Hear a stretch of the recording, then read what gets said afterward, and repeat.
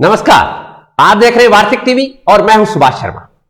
वार्तिक TV के इस खास कार्यक्रम सियासी चाल भूचाल में आप सबका स्वागत है। जैसा कि आप जानते हैं, वार्तिक टीवी का यह वीकली फीचर है और इस कार्यक्रम में हम चर्चा करते हैं राजनीति पर। देश में कहां पर क्या राजनीति चल रही है, विभिन्न राजनीतिक पार्टियां किस तरह की राजनीति खेल रही हैं और मतदाताओं को लुभाने के लिए किस तरह के वादे, किस तरह के प्रचार प्रसार किए जा रहे हैं और किस तरह से इस पूरी की पूरी राज सत्ता के ऊपर काबिज होने के लिए जिस तरह के भी दांवपेच खेले जाते हैं, आजकल उसी को राजनीति कहते हैं। अन्यथा राजनीति के बहुत व्यापक मायने भी हैं और हमारे यहां पर इसके जो उदाहरण मिलते हैं वो महाभारत काल से, रामायण काल से मिलते हैं, जहां पर राजनीति का मतलब होता था प्रजापालन, प्रजा के प्रति जिम्मेदारी, प्रजा के प्रत्येक नागरिक की सुरक्षा, रक्षा। ये सब मामले इसी राजनीति यानी अर्थशास्त्र, अर्थनीति से भी जुड़े हुए हैं और इसी पर हमारा कार्यक्रम आधारित है। और इस कार्यक्रम में हमारे साथ होते हैं राजनीति में लंबा चौड़ा अनुभव रखने वाले पूर्व मंत्री और राजनीति के चाणक्य समझे जाने वाले चंद्रराज सिंह भी। चंद्रराज सिंह भी को बहुत लंबा अनुभव है राजनीति का और वो ये भी जानते हैं कि आजकल की राजनीति जिस तरह से खेली जा रही है, जबकि राज यानी शासन, स्टेट और नीति का मतलब पॉलिसी, ये किस तरह की होनी चाहिए, इसको वो बखूबी जानते हैं। और आज इसकी हमारे देश में, हमारे यहां पर महती जरूरत भी है। जिस तरह का माहौल चल पड़ा है, जिस तरह की घटनाएं सामने आ रही हैं, उनमें यह बहुत आवश्यक भी है कि उसी राजनीति को हम समझे जो प्रजापालन के लिए प्रजा वत्सल की तरह हो, न कि यूज एंड थ्रो की तरह हो। चलिए करते हैं प्रोग्राम की शुरुआत और जानते समझते हैं। और साथ ही आपसे भी आग्रह है कि राजनीति को आप जरूर समझा करें, राजनीति के प्रति चौकस रहें और ध्यान रखें कि किस तरह की राजनीति खेली जा रही है और क्या हमारे प्रति हमारे जो लीडर्स हैं वो उसी तरह सोच पा रहे हैं या नहीं सोच पा रहे हैं। साथ ही एक और आग्रह कि जो दर्शक हमें जहां पर भी, जिस भी प्लेटफॉर्म पर देख रहे हैं, वो हमें लाइक करना और कमेंट करना न भूलें। यूट्यूब के जो दर्शक हैं, जो व्यूअर्स हैं, उनसे खास तौर पर आग्रह रहेगा कि वो हमें सब्सक्राइब करना न भूलें। तो चलिए बढ़ते हैं, करते हैं कार्यक्रम की शुरुआत और चंद्रराज सिंह भी का स्वागत करते हैं। सिंह साहब स्वागत है, नमस्कार। नमस्कार सुभाष जी, नमस्कार। तो आज हम कार्यक्रम की शुरुआत, वैसे तो आप कार्यक्रम के इसके सूत्रधार हैं और मैं केवल कुछ बातें रख देता हूं, बाकी फिर आप बताइएगा देश में क्या हो रहा है, किस तरह की राजनीति चल रही है। मैं पहली बात आपसे हमारे व्यूअर्स के लिए ये जानना चाहता हूं कि पंजाब में कल जिस तरह से प्रधानमंत्री की सुरक्षा में चूक हुई है, ये किस तरह का मामला है, क्या संदेश है, इस बारे में आप बताइएगा। पंजाब में चूक हुई, ये चूक नहीं थी, ये बहुत बड़ी दुर्घटना थी। ये राष्ट्र के सम्मान को खतरे में डालने वाली घटना थी। देश का प्रधानमंत्री, जिसके किसी भी यात्रा की जिम्मेदारी प्रधानमंत्री स्टाफ की से ज्यादा वहां की मुख्यमंत्री की होती है। मिस्टर चन्नी, उसका डीजीपी और चीफ सेक्रेटरी मेरी नजर में डिस्कस करने लायक काम किया उन्होंने। They have not even own the responsibility, जिम्मेदारी तक नहीं ली है। उल्टा कहते हैं एसपीजी की जिम्मेदारी है और पड़ोसी राज्य के मुख्यमंत्री गहलोत ने तो आज कह दिया कि इस पे डीजीपी की, पंजाब सरकार की और चन्नी की कोई गलती नहीं है। यानी प्रधानमंत्री के यहां से आने वाले टेलीफोन को न उठाना भी अलाउड है, उनकी रक्षा का ध्यान रखना भी अलाउड है। डीजीपी कहता मेरी जिम्मेदारी नहीं है, चीफ सेक्रेटरी कहता मेरी जिम्मेदारी है। वो भूगोल का हिस्सा जिसे पंजाब कहते हैं भारत का हिस्सा है और भारत के प्रधानमंत्री की रक्षा की टोटल जिम्मेदारी चन्नी पर थी। ये घोर अपराध हुआ है, ये राष्ट्रीय अपराध है, ये कानून अपराध है, ये सजा योग्य अपराध है। इसे माफ नहीं किया जा सकता, क्योंकि अगर एक बार माफ कर दिया गया तो आगे दोहराया जाएगा। मैं बड़ा आश्चर्यचकित हूं, बिना सोचे समझे, बिना इंक्वायरी के, बिना कोई जांच के, बिना जांच परख के, बिना किसी के कहे एक मुख्यमंत्री कहता है कि दूसरे मुख्यमंत्री की जिम्मेदारी नहीं थी। इतना बड़ा फैसला करने का अधिकार तो भगवान ही ले सकता है, इंसान तो ले नहीं सकता। मेरी नजर में ये घटना हुई कैसे उनके रूट की जानकारी हुई लोगों को, कैसे पता लग गया? आज चीफ मिनिस्टर निकलता है तो भी सड़क साफ होती है। प्रधानमंत्री का दौरा और ट्रैक्टर पहुंच गए, ट्रॉलियां पहुंच गई, लोग पहुंच गए और घेराव की स्थिति आ गई, पुल को घेर लिया गया और फिर भी कहता हमारी जिम्मेदारी नहीं है। क्या लाल किले का एरिया थोड़ी था, चांदनी चौक का एरिया थोड़ी था, ये पंजाब का एरिया था। Mister Channi, you are solely responsible for this lapse of responsibility on part of the state government, which endangered the life of world's best prime minister Narendra Modi. आज नरेंद्र मोदी ने देश को सुरक्षा प्रदान की है, दुख है कि पंजाब उन्हें सुरक्षा प्रदान नहीं कर सका। जिस नरेंद्र मोदी ने चाइना और पाकिस्तान की धज्जियां उड़ा दी, उनके सामने देश को सुरक्षा प्रदान कर दी। आज उस प्रधानमंत्री को सुरक्षा करने की जिम्मेदारी क्या पंजाब के चीफ मिनिस्टर की नहीं थी? क्या चन्नी इस आरोप से मुक्त हो सकता है? मैं कहता हूं जो हुआ तो हुआ, चलिए कोई बात नहीं, सुरक्षा की बात छोड़िए, टेलीफोन क्यों नहीं उठाया? आज एक साधारण व्यक्ति का टेलीफोन जाए तो भी उठाना चाहिए। देश के प्रधानमंत्री के यहाँ से टेलीफोन जा रहा है और चन्नी साहब फोन नहीं उठा रहे हैं। कोई पी के सो रहे थे क्या, या सो के पी रहे थे क्या? क्या कारण था? Are you not responsible? सबसे पहले तो सोनिया गांधी को चाहिए कि वो स्वयं चन्नी का एक्सप्लेनेशन कॉल करे, उसे कहे कि explain why this block lack. Sonia ji को भाई जेट पर सिक्योरिटी है, कल सोनिया जी का दौरा होगा किसी भाजपा के प्रांत में, सुरक्षा में लैप्स होगा, तो क्या वहां का चीफ मिनिस्टर ये कहेगा कि हमारी जिम्मेदारी नहीं है? It is the responsibility of the chief minister. जहां प्रधानमंत्री का दौरा होता है कितने दिन पहले इतना होती है, एसपीजी लगती है, गार्ड लगती है, पुलिस लगती है, रास्ता देखा जाता है। फिर वो कहते हैं कि डीजीपी उन्होंने कह दिया कि रास्ता इज क्लियर। क्या क्लियर था? क्या रास्ता इज नॉट क्लियर। आपको बोलना चाहिए था कि पुल के ऊपर घेराव की संभावना है। आपने क्यों नहीं इत्तला दी? क्यों नहीं बताया प्रधानमंत्री के स्टाफ को? You must be solely responsible, Channi and the Punjab government. In fact, in my opinion, have done the worst act which any state can do against the honorable prime minister of this country. That to a prime minister who has given security to the country, he cannot get his own security. शर्म की बात है, दस्तता की बात है, दुष्टता की बात है, शर्म आनी चाहिए। और उसके बाद में एक मुख्यमंत्री कहता है कि कोई बात ही नहीं है, तो एसपीजी की जिम्मेदारी थी। What is SPG in Punjab? SPG Punjab में कितने एरिया में है? ये मैं आपको थोड़ा रेफरेंस बता दूं कि ये जिनकी आप बात कर रहे हैं उनके खुद की सिक्योरिटी में 4 सेकंड उनका कॉन्क्लेव जो कारवां था वो रुका था सिविल लाइंस के बाहर। 4 सेकंड उसमें एक एडिशनल एसपी को शायद सस्पेंड करना पड़ गया था, एक डिप्टी एसपी, इस तरह का एक्शन हुआ, इमीडिएटली ताबड़तोड़ एक्शन हुआ था। तो 4 सेकंड, ये अंदाजा लगाओ, ये तो पक्षपात और बेशर्मी की हद है। 5 मिनट के अंदर अंदर डीजी और चीफ सेक्रेटरी को डिसमिस कर देना चाहिए था और सरकार को धमकी होनी चाहिए थी कि government is put in abeyance, you can not explain the reason of this lapse in the security of the prime minister of India. He is prime minister, 10 chief ministers are not equal to 1 prime minister.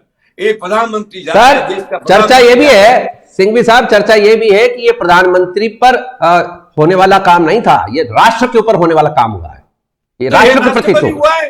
Yes, मैं पहले ही कह चुका हूं कि राष्ट्र का अपमान, राष्ट्र का सम्मान सब धूल दूषित हो गया। ये राष्ट्र पर किया गया हमला है। Modi is not Modi, Modi is India, Modi is prime minister, Modi is head of this country, Modi is state prime minister, man who makes the rule, makes the law. अरे उसकी रक्षा नहीं हुई, डूब पड़ने की बात है। मैं तो ये कहता हूं चुल्लू पर पानी होता तो मैं चन्नी साहब को भेज देता कि इसमें डूब के मर जाइए आप। चन्नी साहब का करेक्टर होता है यस, हमने गलती की, हमारा लैप्स हुआ, हमारे स्टाफ की करिए। तो सिंघवी साहब, आपको चूंकि लंबा चौड़ा अनुभव है और इस मामले में जो वीडियो सामने आ रहे हैं कुछ अंतर्राष्ट्रीय संगठनों की तरफ से भी, जो खालिस्तान समर्थक हैं, वो ये कह रहे हैं कि हमारी साजिश थी, तो क्या आपको ऐसा लगता है क्या कि ये कोई उनकी साजिश है या कोई ये राजनीतिक रंजिश का मामला है? अरे साहब, उनकी साजिश होती तो धमाका हो जाता, उनकी साजिश होती तो घटना हो जाती, उनकी साजिश होती तो हमला हो जाता। ये केवल आने वाले पंजाब के चुनावों को दृष्टिगत करते हुए, नजर में रखते हुए पंजाब की कांग्रेस सरकार का षड्यंत्र कह सकते हो या लापरवाही कह सकते हो। इतना कोई अंतरराष्ट्रीयवाद का नाम नहीं है, कोई आतंकवाद का नाम होता तो गोलियां चलती ना, फिर तो एंटीडेट फूट जाते ना, कुछ तो नहीं हुआ। यह केवल एक धमकी थी। प्रधानमंत्री को यह कहा गया कि पंजाब आपको डिसलाइक करता है, वापस चले जाओ। प्रधानमंत्री को कहा गया कि लोग आपको सुनने नहीं आ रहे, वापस चले जाओ। प्रधानमंत्री को कहा कि आप अकेले हो, पंजाब में आपकी हैसियत नहीं है। प्रधानमंत्री को मैसेज दिया कि भारतीय जनता पार्टी का पंजाब में कोई लोकल स्टैंड नहीं है। यह उसको साबित करने का काम था। यह कोई आतंकवादियों की घटना हो, अगर आतंकवादियों की घटना होती है तो होती है, फिर वो रुकते नहीं है, फिर वो बैलगाड़ियों से नहीं होती है। इसलिए मैं नहीं मानता कि आतंकवाद का हाथ है। निश्चित रूप से प्योरली ये इलेक्शन ओरिएंटेड पंजाब की कांग्रेस के मुख्यमंत्री की जानी-बूझी साजिश थी। प्रधानमंत्री चलो कोई बात घटना हो गई, टेलीफोन क्यों नहीं उठाया, इसका क्या जवाब है? प्रधानमंत्री का जब फोन आया मुख्यमंत्री उठाएगा नहीं। अगर सोनिया जी का फोन आया होता तो चन्नी साहब डिसेंट्री में चले जाते हैं, और प्रधानमंत्री के फोन की परवाही नहीं है। ये क्या है? ये पक्षपात नहीं है, ये घोर अन्याय नहीं है। प्रधानमंत्री की अवहेलना देश की अवहेलना है, राष्ट्र की अवहेलना है। ये तिरंगे का अपमान है, ये लाल किले का अपमान है, ये हमारी संसद का अपमान है। मैं कहता हूं कोई न कोई कड़ा कदम भारत सरकार को इस पर उठाना चाहिए, क्योंकि आज एक प्रधानमंत्री के साथ हुआ है, कहीं भी किसी के साथ भी हो सकता है। मैं तो यहां तक कहता हूं कि अगर एक मुख्यमंत्री दूसरे प्रांत में जाता है तो उसकी भी सुरक्षा का प्रबंध होना चाहिए, पर होता नहीं है। ये कोई राजनीति है? शर्म आनी चाहिए कि ऐसी घटना होगी और जिस पर तर्क दिए जा रहे हैं। हर आदमी अपने हिसाब से बोल रहा है, बोलने की जरूरत क्या है? क्या गुंजाइश है? प्लेन एंड सिंपल प्रधानमंत्री का घेराव हुआ है या नहीं हुआ है? पुल के ऊपर घेराव हुआ है कि नहीं हुआ है? प्रधानमंत्री को वापस जाना पड़ा कि नहीं जाना पड़ा? प्रधानमंत्री की रक्षा के अंदर स्टेट गवर्नमेंट का क्या रोल था? क्या डीजीपी ने कहा था कि सत्ता क्लियर है? उनके सीक्रेट रूट की जानकारी कैसे हुई? किसने इसको लीक आउट किया? लीक आउट करके पंजाब के किसानों के पास कैसे पहुंचा? कैसे किसान वहां पहुंचे? कैसे ट्रैक्टर वहां पहुंचा? कैसे ट्रक वहां पहुंचा? इस घोर और अपराध के लिए पंजाब सरकार को कड़ी से कड़ी सजा मिलनी चाहिए, ये मेरा दृढ़ विश्वास है। Very good. आपने चुनाव की तरफ इशारा किया है और अब 5 राज्यों के चुनाव सन्निकट है, तो चुनाव के दौरान की क्या राजनीति आपको दिख रही है और किस तरह की सुगबुगाहट दिखाई दे रही है? देखिए, 5 राज्यों के चुनाव में सबसे इंपॉर्टेंट 2 चुनाव है। एक पंजाब का है और एक उत्तर प्रदेश का है। उत्तर प्रदेश के अंदर भारतीय जनता पार्टी से किसान आंदोलन के कारण नुकसान हुआ है, इसको मैं भी स्वीकार करता हूं, आपको भी करना पड़ेगा। पश्चिमी उत्तर प्रदेश में मैं मानता हूं भारतीय जनता पार्टी को धक्का लगेगा, और पूरे प्रदेश में नहीं लगेगा। 150 सीटें तो सिटी ही है, कहां जाओगे? अखिलेश जी, आपका व्यक्तित्व अभी इतना बड़ा नहीं है कि प्रधानमंत्री मोदी के नेतृत्व को चुनौती दे दे। और अभी आप तो शिवपाल के मन की भावना जानते का हो, मुलायम सिंह जी के मन की भावना जानते का हो, फिर भी as a good man and ex chief minister, successful chief minister, Akhilesh has done a good job. Akhilesh की सीटें बढ़ी, बहुत बढ़ेगी, पर इतनी बढ़ जाएगी सरकार बन जाए, यह पॉसिबल नहीं है। मायावती के सामने तो इधर खुआ उधर खाई, इधर जाए तो भाजपा, उधर जाए तो अखिलेश, तो मायावती के वोट बटेंगे। और मेरा ये कैलकुलेशन है जो मैं जान पाया हूं, मायावती के वोटों का डिवीजन होगा, उसका एक बड़ा हिस्सा भारतीय जनता पार्टी को मिलेगा, इसलिए भारतीय जनता पार्टी का नुकसान नहीं होगा। फिर मैं आपसे एक बात, हिंदुत्व प्रधान देश है उत्तर प्रदेश, तो मां गंगा यमुना का प्रदेश है उत्तर प्रदेश, तो श्री राम के मंदिर का प्रदेश है उत्तर प्रदेश, तो काशी विश्वनाथ का प्रदेश है। इससे धार्मिक भावना को हटा देना असंभव। हाँ, यह कहा गया है कि इस बार मोदी के राज में ब्राह्मणों के साथ में बहुत इनकाउंटर हुए हैं, मोदी जी को इसकी क्षमा मांगनी चाहिए, ब्राह्मणों के पास जाना चाहिए, अगर भूल हुई है तो उसकी क्षमा मांगना चाहिए। ब्राह्मणों की नजरअंदाज नहीं किया जा सकता उत्तर प्रदेश के अंदर, जाटों को नजरअंदाज पश्चिमी उत्तर प्रदेश में नहीं किया जा सकता, यादवों और कुर्मियों को उत्तर प्रदेश, अन्य उत्तर प्रदेश में नहीं किया जा सकता, हिंदू और हिंदूवादी तत्वों की अवहेलना पूरे उत्तर प्रदेश में नहीं की जा सकती। ये चुनाव नहीं है, देश के भविष्य का चुनाव है। 2024 के प्रधानमंत्री के चुनाव की ये पूर्व भूमिका है। 100% भारतीय जनता पार्टी की सफलता को कोई रोक नहीं सकता। भारतीय जनता पार्टी की सरकार बनेगी, उत्तर प्रदेश में बनेगी। पंजाब की बात मानता हूं, आप पार्टी के साथ पंजाब में कांग्रेस ने क्या किया, शर्म आनी चाहिए। कांग्रेस ने भाजपा से हाथ मिलाकर आप पार्टी के मेयर को रोक दिया। क्या तुम्हारा एंटी बीजेपी स्लोगन? आप पार्टी से क्या बुरी थी? जब आप पार्टी के हाईएस्ट वोट आए चंडीगढ़ मेयर के चुनाव में, तो आपको तो खुश होना चाहिए था कि भाजपा पीछे रह गई, पर आपने भाजपा से हाथ मिला के सर भाजपा मेयर बना लिया। क्या है तुम्हारा करेक्टर? क्या है तुम्हारा चरित्र? भाजपा का चरित्र क्या है? भाजपा को इस बात पर शर्म आनी चाहिए कि कांग्रेस के विधायकों के साथ में, कांग्रेस के नगर पालिका सदस्यों के साथ में मिलकर के अब मेयर बनवा दिया। क्या होता बैठ जाते विपक्ष में? अपना सिद्धांत तो नहीं छोड़ना चाहिए था। गलती तो भाजपा में भी हो रही है, चरित्रहीनता भाजपा में भी बढ़ रही है, चरित्रहीनता कांग्रेस में भी बढ़ रही है। कांग्रेस में भी व्यक्तित्व सब कुछ कर रहे हैं, भाजपा में कर रहे हैं। मैं अभी पूरे मेवाड़ और मारवाड़ का दौरा करके आया। मैं आऊंगा उस पर, आप रुकिए, मैं आऊंगा उस पर। पहले मेरे को एक आपसे जो चीज जाननी है उसके ऊपर जरूरी है, वो बात मैं आपसे पहले जान लूं।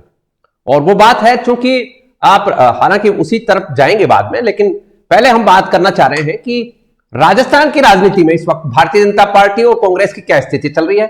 एक बार इसके ऊपर आप अपना नजरिया रख दीजिए, फिर आगे चलते हैं। मैं करीब करीब आधे मेवाड़ और आधे मारवाड़ का दौरा करके आया। 1 दर्जन से ज्यादा मैंने प्रेस कॉन्फ्रेंस ली है। मुझे इस बात को कहने में शर्म ही नहीं है कि कांग्रेस नजर ही नहीं आ रही है। मारवाड़ की 40 सीटें नागौर सहित, लो मैं आज आपको बता रहा हूं, आप भी नोट कर लो, तारीख में मेरे दस्तखत करवा लो। पाली जिले में एक भी सीट कांग्रेस को नहीं मिलेगी। खुशवीर सिंह जीता था मारवाड़ जंक्शन से, निजी औकात पर जीता था। सिरोही जिले में और जालोर जिले में एक भी सीट कांग्रेस को नहीं मिलेगी। संयम लोढ़ा जीता था तो अपनी औकात पे जीता था। बाड़मेर में हिमाराम जीता जो सचिन पायलट का समर्थक है, और दूसरा आदमी हरीश जीता जो अपनी औकात पर जीता था, मगर उसमें कांग्रेस पार्टी का भी योगदान था। और परशुराम मदेना की पोती जीत गई, कांग्रेस तालियां पीट रही है। राम सिंह बिश्नोई का पोता जीत गया, कांग्रेस तालियां पीट रही है। Where is Congress in Rajasthan? Where is Congress in Rajasthan? Where is Congress in Nagaur?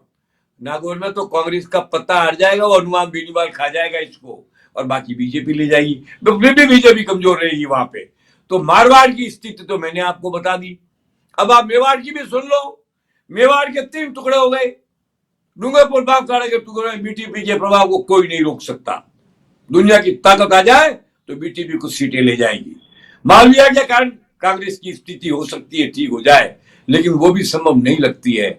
Udaipur के भीलवाड़ा जिले के अंदर पूरा भारतीय जनता पार्टी का वर्चस्व है, फिर भी 1-2 सीट रामलाल वगैरह ला सकते हैं।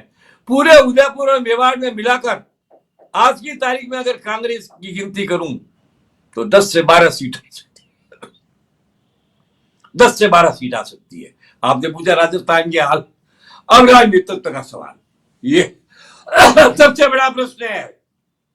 भाजपा में जान है हूं, मैंने प्रेस के सामने नाम रखे 8, कोई आदमी मानने को तैयार नहीं है। जब आया मैंने सबसे पहले नाम लिखा हूं ओम जी बिड़ला का, तो प्रेस कहता है साहब वो तो कोटा के बाहर ही नहीं गए। फिर उसके बाद में नाम आता गजेंद्र शेखावत का, तो लोग कहते हैं साहब वो सोसाइटी का गुण खा रहा है। उसके बाद में नाम आता है सतीश जी का, तो कहते नहीं वो तो है, पर जाटों का ज्यादातर 80% वोट तो कांग्रेस की गोद में, ये माइनस पॉइंट है। उसके बाद में नाम आता है सुंदरा राजेश सिंधिया का, तो लोकप्रियता में तो उनकी टक्कर का कोई है नहीं, मगर वो अगर संघ और भाजपा की नजर में अस्वीकार्य है तो उनका नाम भी बेकार हो जाएगा। मैं चाहता हूं भाजपा से किसी प्रकार वसुंधरा समझौता कर ले। अब गुलाब जी बहुत अच्छे आदमी, फिटेस्ट मैन ऑफ आरएसएस, पर उम्र खा गई तो उनका नाम भी चला गया। अब आप ही मुझे बताओ बचा कौन? इसलिए मैंने कहा था कि रानी के बदले रानी आ सकती है। दिया कुमारी के प्रति लोगों में सॉफ्ट कॉर्नर है।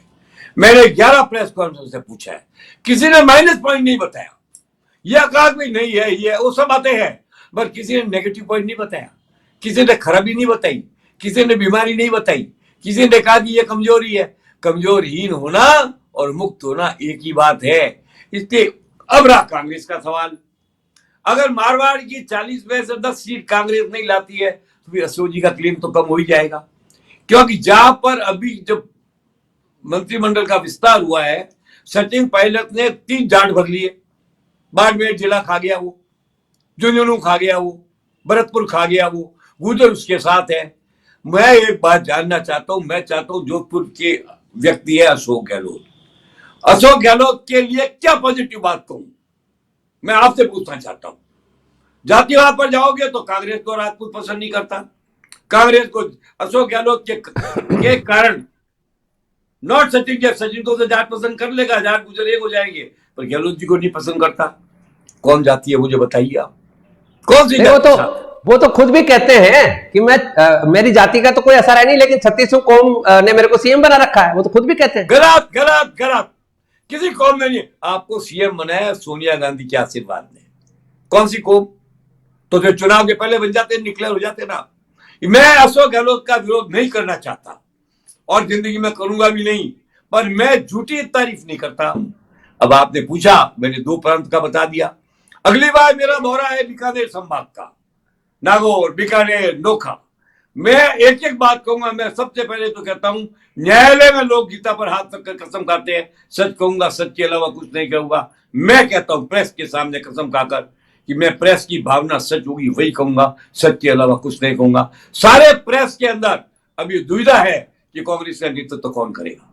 फिर तो उनकी मर्जी है, चुनाव तक नेतृत्व तो करे ही नहीं, और चुनाव के बाद में हो सकता है वो आपको ही बना दे चीफ मिनिस्टर। इसका तो क्या हो सकता है?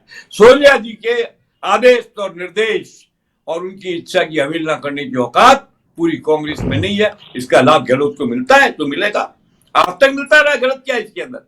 उसने बना के रखा है। बाकी ये जो बातें करते हैं लोग, जादूगरी बातों में नहीं मान। जादूगरी जो 2003 में मैंने हटाया ना 120 लाख, कहां गई थी जादूगरी? 2013 मोदी ने हटाया ना, पता ही नहीं लगा कि कहां गई थी जादूगरी। ये जादूगरी कुछ नहीं है, सोनिया की मेहरबानी सबसे बड़ी जादूगरी है। और राहुल गांधी और प्रियंका बाजीगरी न कर पाए तो होना वही है जो होगा, पर चुनाव में बहुमत तो लाओगे तब होगा। अरे जब बहुमत ही भाजपा का आने वाला है तो सरकार कहां से बनेगी? इसलिए मेरा ये दृढ़ मानना है, आप कितने भी इंटरव्यू ले लो, कई जगह चले जाओ, आप टीम को भेज दो, मैं जा रहा हूं दौरे में, 10 प्रेस कॉन्फ्रेंस में, आप अपने प्रतिनिधि को मेरे साथ बोल दो, मैं पॉजिटिव नाम नहीं लूंगा। पॉजिटिव नाम तो प्रेस लेता है। लोगों ने मुझे कहा आप नाम क्यों? मैं नाम लिया ही नहीं, मैं प्रेस से पूछता हूं।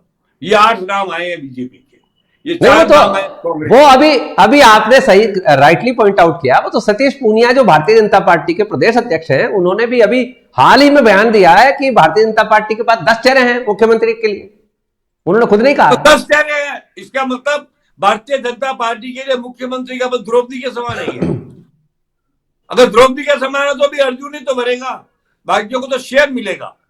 ये कोई 10 चेहरे नहीं है, भाजपा का 1-2 ही चेहरा है, बाकी चेहरे कट जाते हैं, चेहरे बचते ही नहीं है।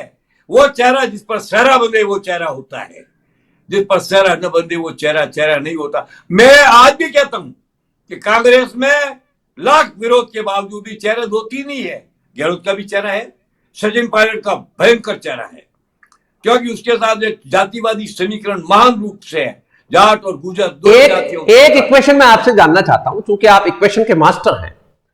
एक इक्वेशन यदि ऐसी बनती है कि सचिन पायलट को कांग्रेस चुनाव से कुछ समय पहले यदि आगे करके चुनाव में उतरती है, तो भारतीय जनता पार्टी के लिए कितनी बड़ी चुनौती होगी? ठीक है, 12 बच जाएगी भारतीय जनता पार्टी की, मगर उसमें भी एक शर्त है कि उसको आगे तो करे, मगर गहलोत समर्थकों का समर्थन भी रहे, क्योंकि वो गहलोत के समर्थकों की संख्या ज्यादा है, मतों की कम है। उसके कई लोग मंत्रिमंडल में बैठे हुए हैं, अगर वही वो उसका टायर पंक्चर कर देंगे तो सचिन क्या कर लेगा? इसलिए कांग्रेस की संपूर्ण एकता के बिना कांग्रेस इस चुनाव में भाजपा के सामने राजस्थान में नहीं टिकेगी, न उत्तर प्रदेश में योगी के सामने टिकेगी। भाजपा की एकता के सामने कांग्रेस की एकता चाहिए, वो संभव नहीं है। अब आप एक बात भूल जाते हो, इस बार के चुनाव में ताकत दिखाई है हनुमान बेनीवाल ने, आप उसे जीरो कर रहे हो। इस चुनाव में आप ताकत दिखाई है, अभी तो किरोड़ीलाल जी मीणा ने कुछ खेल नहीं किया है। हनुमान, किरोड़ीलाल, बीटीपी, और मैंने ऐसा सुना है कि शरद पवार बहुत बड़ी ताकत और पैसा खर्च के भी 8-10 आदमी अपने लड़वाएगा तो एनसीपी ये पार्ट बन जाएगी। पैसा एनसीपी का और वोटिंग की टीम बन सकती है। ऐसा हुआ तो दोनों पार्टियों को प्रॉब्लम में डाल देंगे।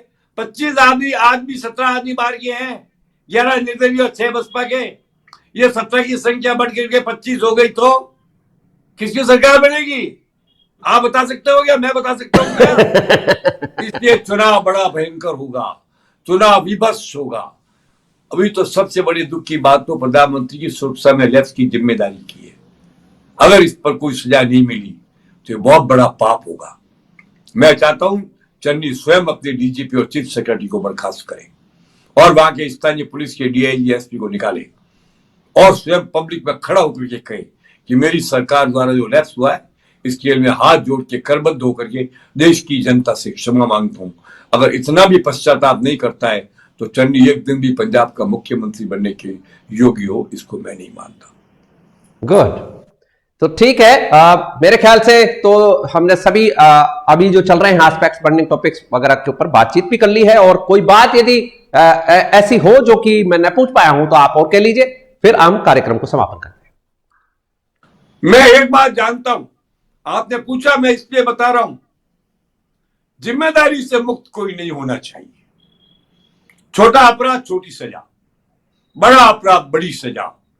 देश के प्रधानमंत्री के प्रति लैप्स को अगर हमने छोड़ दिया और हमने इस पर सजा नहीं दी तो आने वाले युगों के लिए बहुत बड़ा कलंक होगा।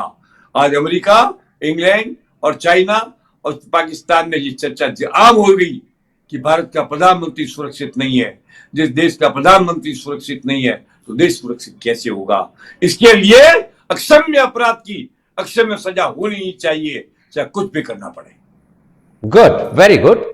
तो आपने सुना, सियासी चाल भूचाल में हमारे साथ जुड़े हुए थे राजनीति के वरिष्ठ और बहुत ही लंबा चौड़ा अनुभव रखने वाले चंद्रराज सिंह भी, पूर्व मंत्री, राजनीति में चाणक्य के नाम से जाने वाले चंद्रराज सिंह ने आज हमें बताया, और उन्होंने अपने लंबे अनुभव के आधार पर जिस तरह से प्रधानमंत्री की सुरक्षा में चूक और उसके बाद क्या होना चाहिए इसके बारे में अपने अनुभव से हमें अवगत कराया है। चंद्रराज जी, बहुत बहुत स्वागत है। आभार, थैंक यू, आभार आपका, बहुत बहुत धन्यवाद। तो यह था हमारा कार्यक्रम सियासी चाल भूचाल।